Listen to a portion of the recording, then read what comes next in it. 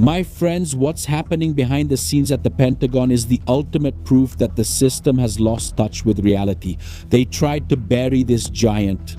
For over 20 years, the Washington bureaucrats sitting in their leather chairs and drinking expensive coffee said that this plane was obsolete junk.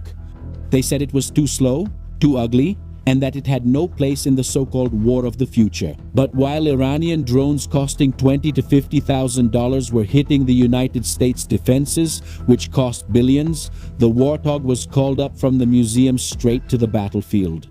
And today I'm going to show you how the machine most loved by American soldiers destroyed Iran's swarm strategy and why the Air Force High Command is in a state of absolute shock. Prepare yourself because the era of luxury technology has just hit a wall. Subscribe to the channel, turn on the notification bell, and leave a like on the video. Just look at the level of craziness they tried to hide from you. There's a huge difference between those who understand military parades and those who understand real war. The United States got into a regional war with the Islamic Republic of Iran and discovered a terrifying formula for defeat. Iran flooded the scene with the Shahed drone, a cheap, basic piece of tech, made with components you can find at any electronics store. Each of these drones costs between $20,000 and $50,000. For a war budget, that's pocket change, but Tehran's plan was diabolical. To force the United States to fire air defense interceptors that cost between $2 and $4 million to take down these plastic propeller toys. Do you understand how serious that is? It's a war of logistical and financial strangulation. If the United States played along, they would win the battles but lose the war to bankruptcy. The stockpiles of sophisticated missiles would dry up quickly, leaving the country vulnerable. The enemy's goal isn't to bring down the plane, it's to bankrupt the American treasury. It's a financial drain designed to cripple the superpower. And it was in this desperate scenario that military strategists had to swallow their pride and look at what they called the old rust bucket. Or even Thunderbolt 2, the legendary Warthog, got a third chance at life. It was designed during the Cold War to destroy columns of Soviet tanks. That you might know. Later, it saved the skins of American troops in Afghanistan and Iraq. That you also know. And now it emerges as the only weapon capable of solving the cost equation that the geniuses at the Pentagon ignored. The Pentagon finally understood, realizing what Iran, Russia, and China, the axis of dictatorships, had long understood. In a hybrid war, victory doesn't go to the one with the most expensive jet, but to the one with the right tool to wear down the enemy financially. The A-10, the flying machine, is a perfect antidote to financial drain. While a fifth-generation F-35 is too fast and too expensive to hunt small drones, the A-10 hovers over the battlefield. What the bureaucrats used to call a weakness, its slowness, has now become its greatest strategic advantage. It can visually track the target and destroy it with bullets that cost only a few dollars, not with million-dollar missiles. And then you ask me, Shimon, what makes this machine an unbeatable monster? Pay attention to the physics of it. The A-10 is not just a plane. It's a 30mm GAU-8 Avenger cannon that just happens to have wings. Esse canhão é uma aberração da engenharia. It fires armor-piercing cast metal rounds at such an absurd rate that the sound you hear is the famous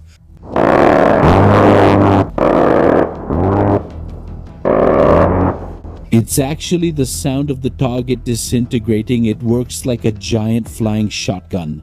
When the A-10 opens fire, the drone isn't just hit, it ceases to exist. And the pilot? Well, the pilot flies inside a 540-kilogram bathtub made of pure titanium, designed to withstand direct hits from ground-based anti-aircraft weapons. The A-10 pilot is a gladiator in a brutal metal box, while the F-35 pilot is a technician in a fragile glass computer. Well, all things considered, because the F-35 is amazing. The Warthog can have half a wing ripped off, lose one of its engines, and it still keeps hunting. It operates in mud, in dust, and with whatever is at hand. It's the cleverness of using a titanium shotgun to kill mosquitoes instead of trying to use a billion-dollar precision laser that breaks with the first gust of wind. And what we're seeing is the collapse of a bureaucratic mindset that almost destroyed American defense. For 2 decades, the Air Force insisted that the A-10 was obsolete because they wanted to push the F-35 for everything. They wanted luxury technology for a street fight. But using an F-35 to hunt a Shahed drone is like using a Ferrari to chase a lawnmower. It doesn't make logical or financial sense. It's wasting your money in the name of billion-dollar contracts with a military-industrial complex. And you must remember the classic scene of an F-22 shooting down a balloon from China. The lesson from Ukraine and now the reality in Iran have proven that crude and cheap weapons are the backbone of any real conflict. The A-10 also uses APKWS rockets, which are laser-guided and cost a fraction of a Patriot missile. It's economic efficiency winning over technological fantasy. Yes, technology is important, but it's very expensive. The A-10 revealed that on the hybrid battlefield, what matters is not the size of your marketing budget, but whether you have the right tool to neutralize the threat without burning your financial future. Now notice a crucial detail that separates the men from the boys. Russia tried to resurrect old equipment in Ukraine, but did so out of desperation and lack of options. The United States is bringing back the A-10 as a tactical, deliberate, and intelligent choice. And China? Well, China is the biggest question mark. They have factories, they have numbers, but their technology is only on paper. But why only on paper? Well, they've never fought a real war in the modern era. They have the know-how for adaptation and copying that the Americans acquired over decades of real combat. The A-10 proves that American engineering from 50 years ago was so well done that it's still the nightmare of next-generation drones. The AirTag isn't ready for a museum, it's ready for the hunt. It evolved from a Soviet tank destroyer to a troop protector and finally to a swarm exterminator. Its low cost and brute firepower make it ideal for countering the Iranian strategy. Sometimes the oldest and most obsolete platform ends up winning because it's real, it's solid, and it works when things get tough. The system is shaking because the truth has come out. The old warrior is still the king, but I want to hear from you. Would you use a Ferrari to chase after a lawnmower or the old AirTag that clears the sky with 30mm bullets and comes home with the job done? Comment here right down below if you're a fan of this legend and if you think the Pentagon should stop trying to retire what really works. And pay attention. If you want to understand the war strategy that traditional media ignores, if you want to see the documents, the analyses that the algorithm tries to suppress, you need to be in our bunker, an exclusive community without censorship. QR code on the screen, link in the description and in the pinned comment. That's where we tell the plain, unvarnished truth no matter who it hurts.